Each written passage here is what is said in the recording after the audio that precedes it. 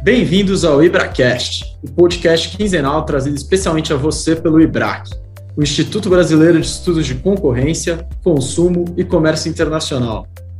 Nosso podcast vai explorar os mundos fascinantes e cada vez mais interdisciplinares do antitrust, do direito do consumidor, do comércio internacional e da regulação em sentido estrito. A cada episódio serão convidados especialistas, dentre autoridades, advogados, economistas e acadêmicos, para participarem dos debates mais atuais e relevantes das áreas de atuação do Instituto. Fiquem ligados e curtam o programa. Bem-vindos ao Plenária Comentada de hoje, em que falaremos sobre a 182ª sessão ordinária de julgamento do CAD, que aconteceu na quarta-feira, dia 18 de agosto.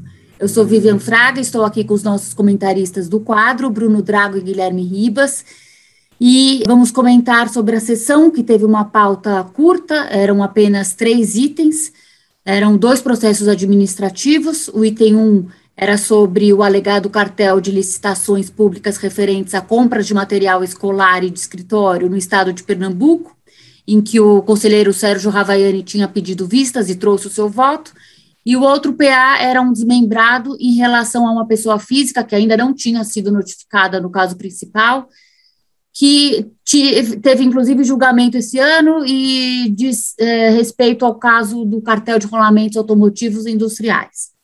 O outro caso, mais polêmico, se tratou dos embargos de declaração do alegado cartel em licitações públicas destinadas à aquisição de uniformes e kits de material escolar para alunos da rede pública de ensino, em que o presidente Alexandre Barreto tinha pedido vistas também na sessão anterior e trouxe o seu voto para a discussão do plenário.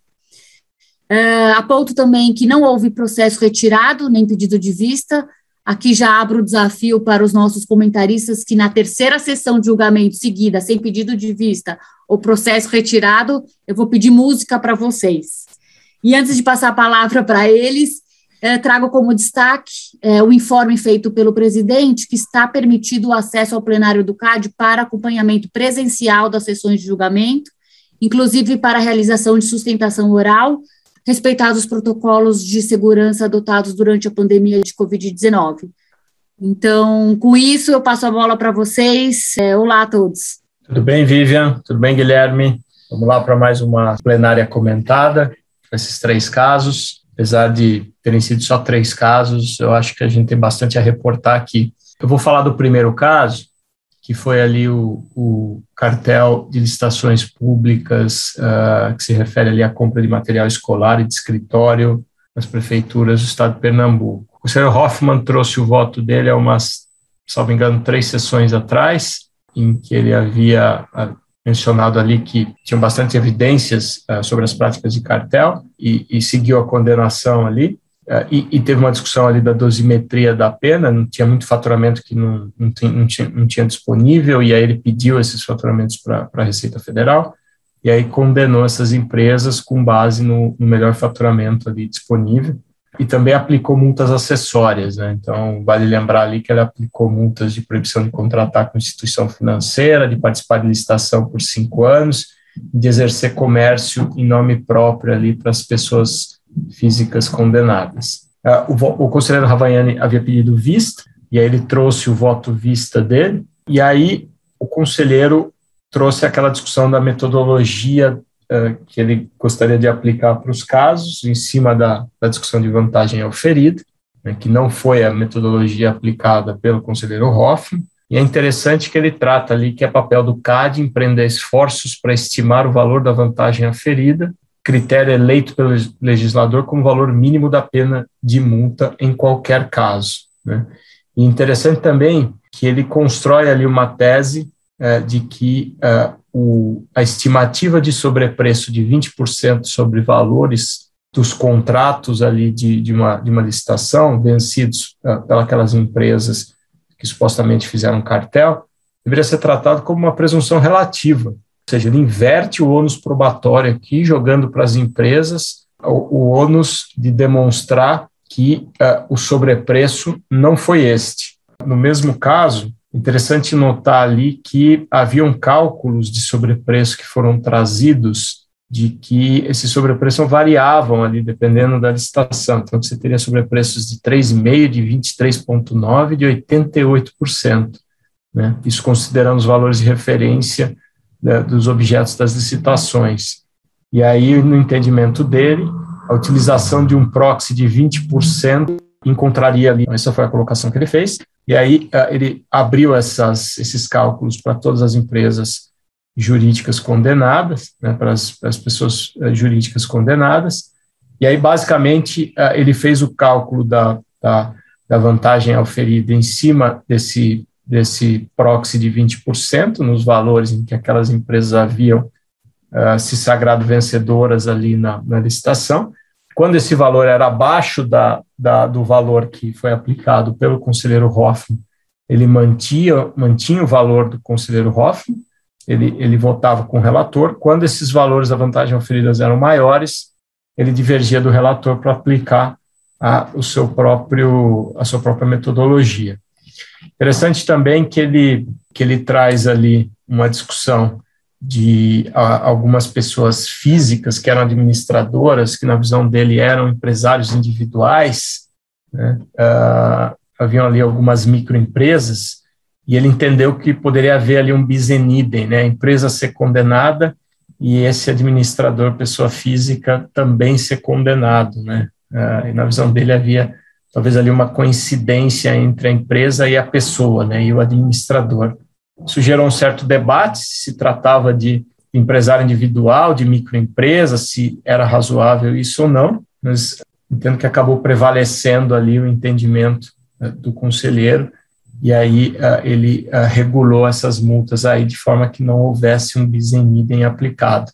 E no final também, acho que relevante, teve uma discussão ali de desconsideração de personalidade jurídica para 3 empresas que se encontravam ali sem atividade, teriam ali registro de extinção ou de inaptidão perante o fisco, e aí ele recomendou que a Procad adotasse as medidas administrativas ou judiciais para desconsideração da personalidade jurídica dessas empresas infratoras, e que essa penalidade recaísse, portanto, aos administradores à época do cometimento das infrações.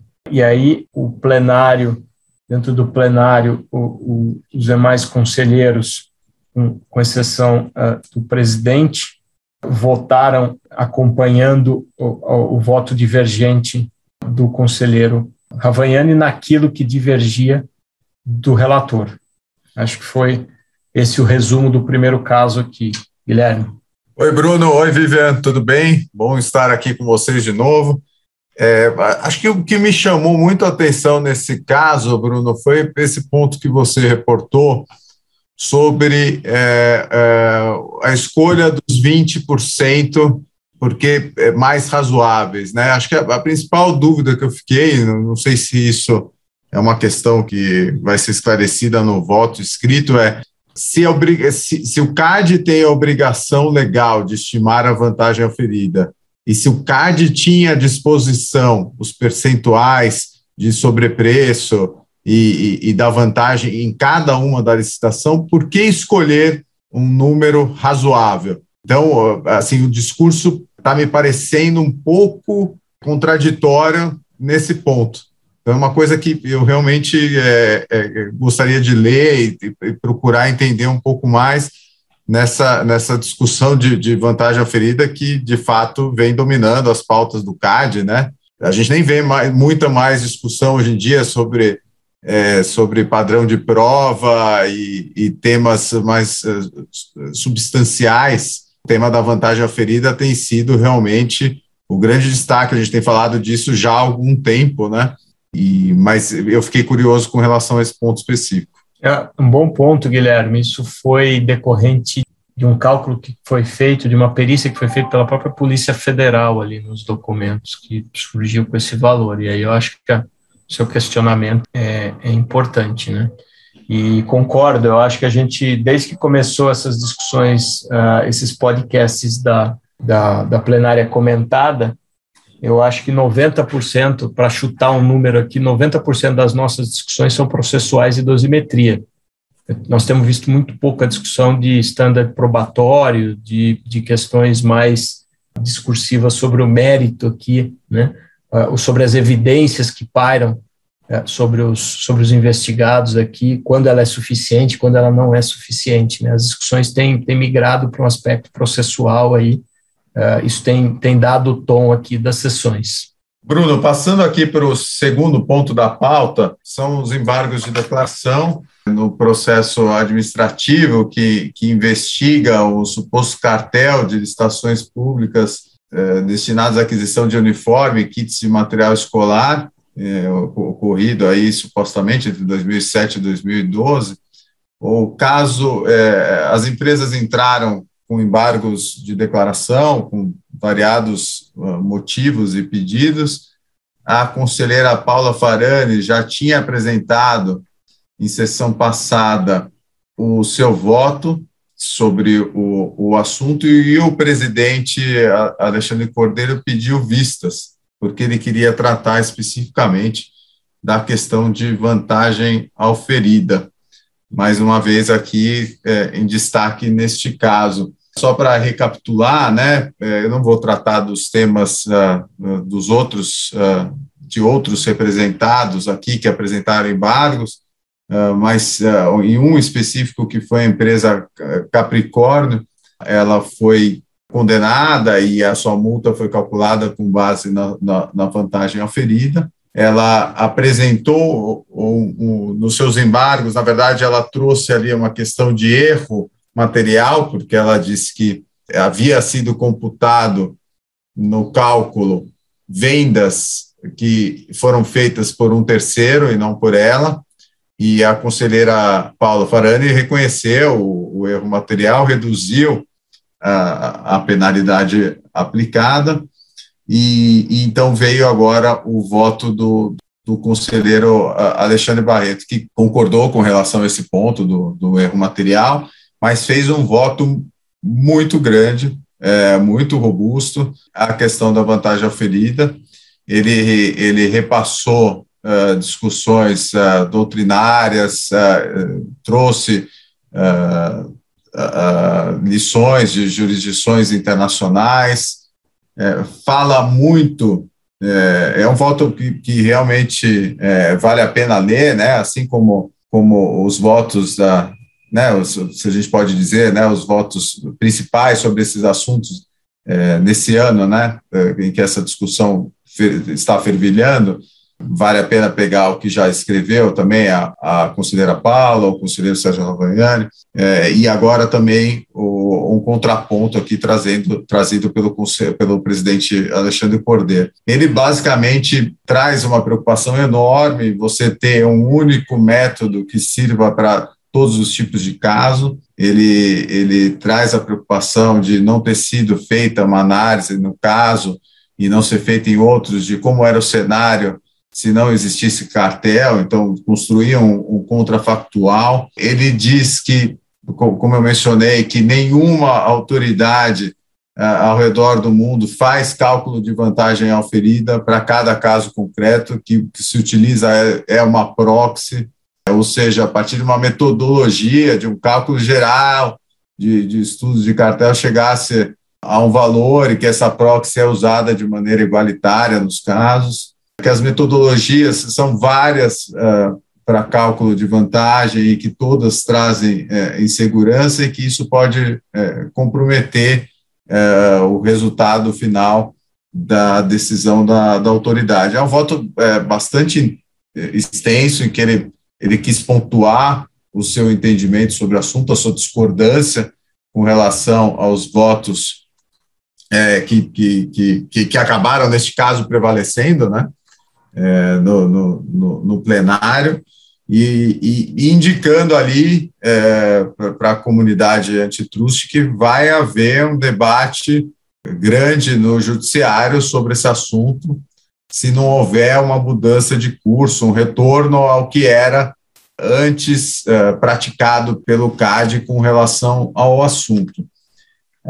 A conselheira Paula Farani pediu depois a palavra, e com relação às digressões e análises do conselheiro do presidente Alexandre Cordeiro com relação ao assunto da vantagem aferida, ela disse que isso não foi objeto dos embargos, né, e que então não fazia sentido discutir o assunto no caso concreto, e que o que os embargantes solicitaram foi apenas a identificação e correção do erro material. Ela fala que essa metodologia que vem sendo empregada pela maioria do Tribunal do CAD consiste numa estimação, num cálculo objetivo e replicável que é baseado em práticas internacionais. Então, fez uma defesa ali do seu entendimento.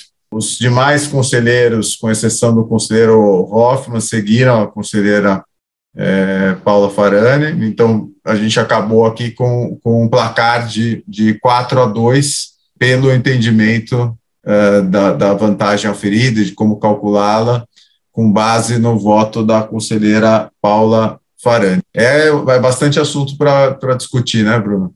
Verdade, Guilherme. Tirando essa discussão que teve no final, realmente, se a decisão do presidente era ultra petita ou não, se cabe embargo para revisar mérito de decisão, né, ou até aspectos de dosimetria, assim, eu acho que teve alguns outros pontos que são bem relevantes trazer aqui, né? Pelo que eu me lembro, o presidente também ele fez uma comparação da lei concorrencial com a lei anticorrupção, né, que a gente sabe que a lei anticorrupção foi muito baseada na lei concorrencial, e ali você tem também critérios de vantagem oferida, mas ali tem uma questão, né, que você tem aqueles casos todos que são cometidos perante a administração pública, e ali você tem casos de cartel em licitação única e exclusivamente, e você tem um decreto que regulamentou esse cálculo da vantagem oferida, né? E aí ele faz uma análise com relação à discussão da vantagem oferida na legislação concorrencial, né, dizendo que seria um conceito jurídico indeterminado, né, não tem um decreto regulamentador no âmbito da lei concorrencial, e existem diferentes métodos de quantificação dos danos que, obviamente, acabam por gerar uma extrema incerteza nos resultados. Você pode ter, e ele ressalta que você pode ter diversos resultados, ele olhou isso, você poderia ter diversos cálculos que poderiam ser aplicados sobre o mesmo caso, sobre uma mesma conduta, a depender da metodologia aplicada, né? E aí ele traz também as diretrizes da OCDE, né, dizendo que ela já teria se manifestado ali sobre seu entendimento de que a experiência de métodos de dosimetria claros, refletidos em guidelines, é que, de fato, garantem previsibilidade e uniformização de tratamento de violação. E isso, sim, aumentaria o caráter dissuasório das multas, né? Não o contrário, né? Não você ter uma multa maior, mas em cima de um critério que é incerto e bastante questionável, né? E eu acho que isso tem, obviamente, bastante efeito nas próprias políticas de TCC, como é que as empresas vão fazer o cálculo da contribuição para propor acordos diante dessa grande incerteza. E você tem outros elementos aí, que é a própria probabilidade, né, o incentivo que pode existir aí para a judicialização dessa decisão administrativa, né, que teria um incentivo inverso do efeito dissuasório. Além disso, ele aponta três questões que são bastante relevantes na visão dele, que dificultam o cálculo da vantagem oferida, que seria ali a definição do grupo de controle, ou seja, do grupo de comparação, do preço-comparação, do contrafactual ali para se determinar o cálculo, da definição do período do cartel, que muitas vezes é incerto e é específico com relação a cada empresa e pessoa física, e as próprias formas de mensuração do dano, né, as diversas teorias que existem aí econômicas para se calcular isso, e que obviamente tornam esse critério bastante incerto. Então, acho que esses foram alguns pontos relevantes que ele trouxe, Guilherme. E acho que esse ponto que você trouxe, Bruno, a gente vem falando sobre isso algumas plenárias comentadas, essa preocupação do impacto de uma decisão específica num caso concreto para a política de negociação de acordos como um todo.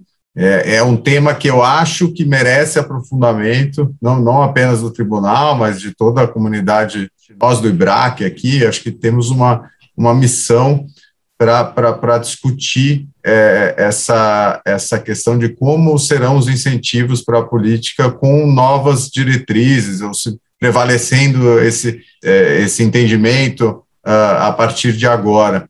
Acho que tem também aqui na nossa preparação aqui para a plenária comentada, a gente falou também sobre, que contou aqui também com a presença da nossa diretora de publicações, a Priscila Broli.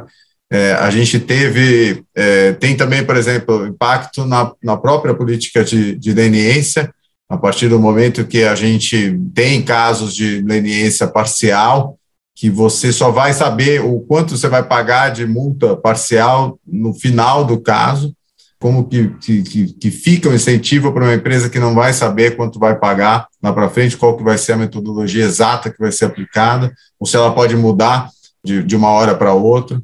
A gente também estava discutindo um pouco essa decisão, e isso vale para o contexto geral das mudanças que a gente tem visto ou que estão sendo aventadas, né, no tribunal. Acho que essa discussão ampla do impacto na política de combate a cartéis do CAD como um todo, né? E acho que a gente estava falando também do caso de não condenar determinadas pessoas físicas por serem empregados, e aquele entendimento específico de que a lei não fala em condenação de pessoas jurídicas com vínculos empregatícios. Isso também tem um impacto na negociação de acordos. Às vezes a gente depende muito de uma pessoa, a empresa depende de uma pessoa para celebrar um acordo, para trazer elementos para o CAD adicionais que permitam assinar um TCC num caso específico e se livrar de uma investigação e contribuir para trazer mais elementos para um caso.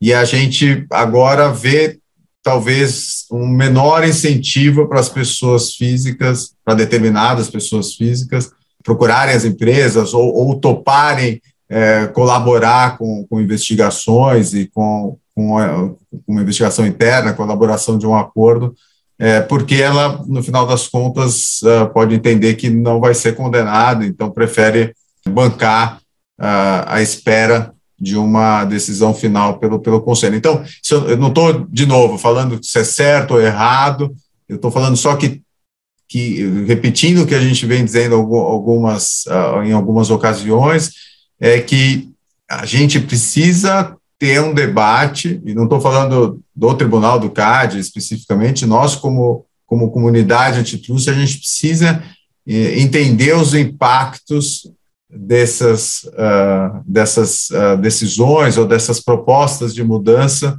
na política antitruste como um todo.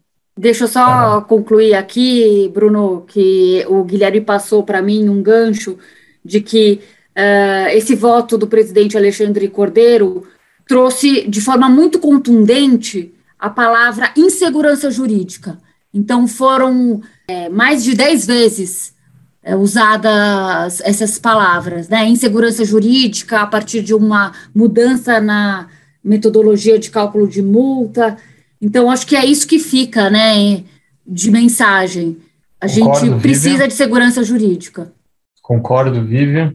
E esse debate a gente tem trazido aqui já há algum tempo, né, Guilherme? Eu acho que também um outro aspecto bem relevante é a discussão da flexibilização da base de cálculo nas contribuições, enfim, olhar, né, aqueles casos em que você já tem discussões anteriores, votos anteriores, acordos anteriores, né, para que você não desbalanceie essa situação, né, você não adote novos critérios dentro de um mesmo processo que vão gerar uma quebra de isonomia processual e gerar, obviamente, judicialização, mas tantos anos discutindo essa mesma decisão no âmbito do judiciário, né? Então, eu acho que é um debate super válido.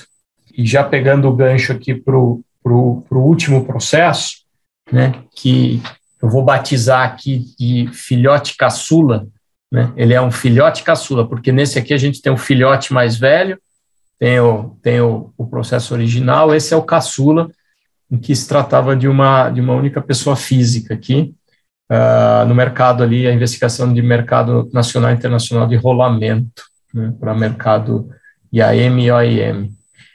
Aqui só 2 pontos que eu acho que queria frisar que a conselheira Lenisa trouxe, é que ela refutou com veemência aqui o entendimento da SG de que seria possível garantir ampla defesa e contraditório através da bizarra figura da citação por arrastamento ou por derivação, que seria um absurdo raciocínio que mereceria ser repudiado e que, por sorte, não causou maiores prejuízos ao representado.